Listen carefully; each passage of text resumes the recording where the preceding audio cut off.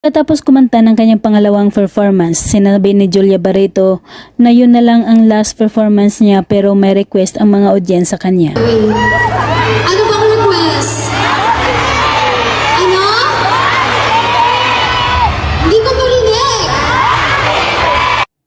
At yun na nga kinanta at sinayaw niya ang kanyang paboritong dancing queen at ipinakita ang kanyang signature dance.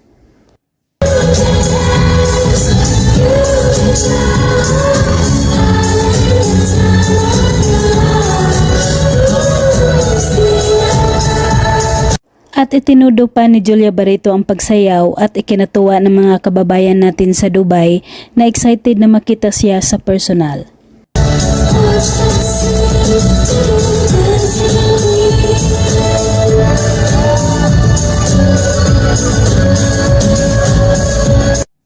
Maliban sa Kalayaan 2025 celebration, naimbitahan din sina Julia sa iba't ibang Filipino community sa Dubai at isa dito ang interview nila sa Viva One Dubai. Ganda na kapatid ko. Kamukha. Dubai visit nila.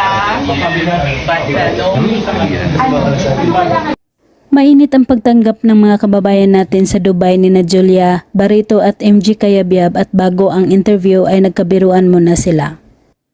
Dapat ang pinaka-silent yung Jisoo na.